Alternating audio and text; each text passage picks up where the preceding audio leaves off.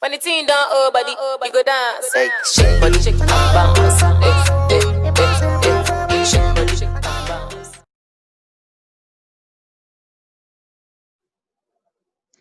Bienvenue dans la rubrique les interviews de Essie. Aujourd'hui, nous partons au Mali et nous allons découvrir un designer industriel.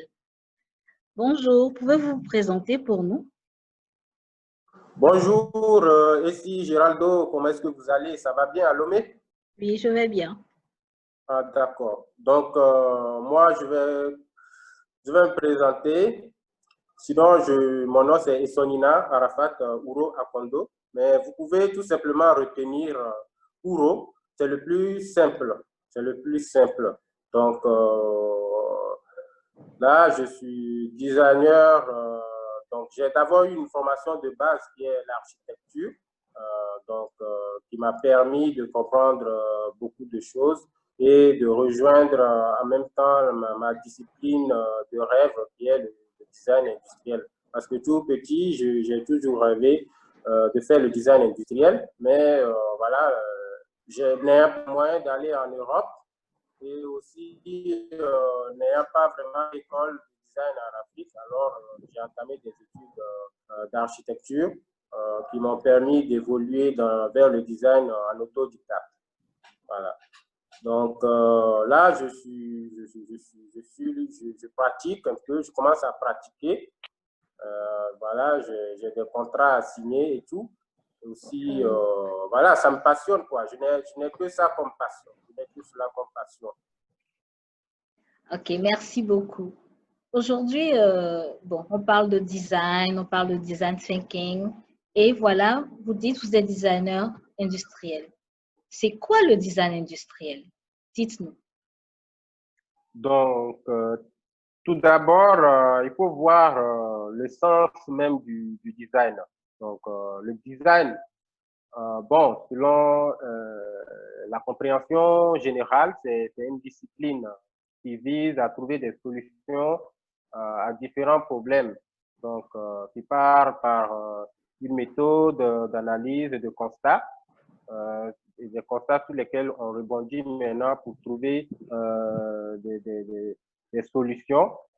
Parce que qui dit constat dit problème. Donc, qui dit problème dit solution à trouver. Donc, ces solutions peuvent être traduites par la création d'objets, de services ou de toute autre chose. Alors, quand on parle maintenant de design industriel, donc c'est une branche du design général, parce que le design général, c'est comme un grand arbre qui se divise en plusieurs branches.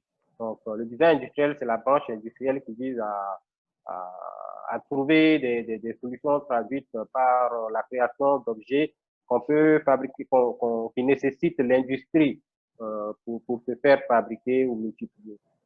Voilà. Donc, si je prends comme exemple le design graphique, c'est un design qui vise maintenant à produire des visuels qui permettent aux gens de comprendre des messages. Donc, une fois que le designer graphique, lui, il a fait son travail, parce que lui, il travaille par exemple avec un crayon, des crayons de couleur, et puis maintenant, après avoir fini, il passe à l'ordinateur, et après, il faut passer à l'impression. Maintenant, au niveau de l'impression, il faut se demander, mais on va imprimer avec quoi? Avec une imprimante. Donc, cette imprimante, comment ça a été fabriqué? Quel est le processus de fabrication de cette imprimante?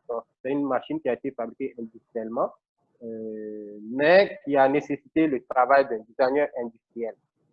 Donc, c'est le travail du designer industriel qui a consisté maintenant à rassembler maintenant c'est-à-dire à traduire maintenant le besoin d'une imprimante en croquis. Ça commence par un croquis. Après, il y a des calculs qui se font dans tous les sens, dans toutes les disciplines, mathématiques, physique, biologie, etc., jusqu'à ce que ça aboutisse maintenant à une vraie imprimante industrielle que le designer graphique maintenant peut utiliser pour imprimer son travail. Est-ce que vous pouvez un peu maintenant nous parler du design industriel, mais dans votre quotidien? Qu'est-ce que vous faites comme activité en tant que designer industriel?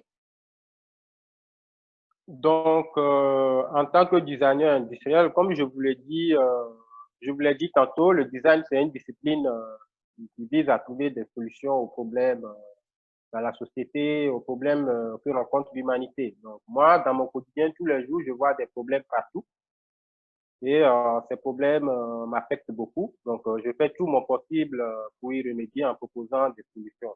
Donc, ces solutions peuvent être multiples puisque étant donné que le design, c'est une discipline qui demande à être polyvalent. Donc, ça permet maintenant de pouvoir projeter maintenant les solutions dans tous les sens. Je peux avoir affaire à une application smartphone, donc ce qui va m'amener à travailler avec un expert en programmation informatique. Donc, je peux avoir à travailler avec les coopératives de femmes rurales, donc qui travaillent dans l'agriculture et qui ont besoin peut-être de faire sécher leur sorgho. Donc, je me vois dans l'obligation maintenant de faire une création qui leur permet maintenant de faire cette activité sans trop être soumis aux aléas climatiques. Donc, même en saison pluvieuse, elles ont besoin de sécher leur sorgho, donc leur sorgho, pardon. Donc, je vais travailler à créer une machine pour les aider à sécher leur sorgho. Aussi, dans l'éducation, donc je vois plein de petits frères qui disent que voilà, les disciplines scientifiques, c'est très compliqué et tout ça. Ils ne comprennent pas pourquoi on leur fait faire des exercices de maths qu'ils trouvent très complexes. Moi, j'essaie maintenant de leur dire voilà à quoi ça sert. Maîtriser les mathématiques, physiques, ça permet plus tard de devenir constructeur, concepteur, etc. Donc, il y a une série d'outils pédagogiques qui permettent maintenant de les initier au design en général, au design industriel, au design thinking, et qui permet de savoir que non, les exercices qu'ils font à l'école, voilà, c'est pas pour rien, c'est pour plus tard pouvoir faire ceci, pour faire cela plus tard. Donc, voilà un peu mon quotidien. Ah, et je crois voir derrière vous quelques outils que vous utilisez dans votre quotidien, accrochés à votre Oui, mur. oui. Donc, là, je suis dans l'atelier numéro 4 de Kabako Lab. Donc, c'est une sorte d'atelier de fabrication. Donc, le design, une fois que vous avez votre solution en tête, que vous l'avez peut-être fait en croquis, donc il va falloir bricoler un peu pour pouvoir sortir une maquette qu'on appellerait plutôt prototype euh, dans le domaine du design industriel. Donc, voilà. Donc, tous les jours, je me balade entre plusieurs laboratoires de fabrication comme ça pour essayer maintenant de collaborer avec d'autres designers, d'autres spécialistes pour mettre en forme les projets. Merci beaucoup pour votre présence. Merci beaucoup de nous avoir éclairés sur ces quelques petits mots.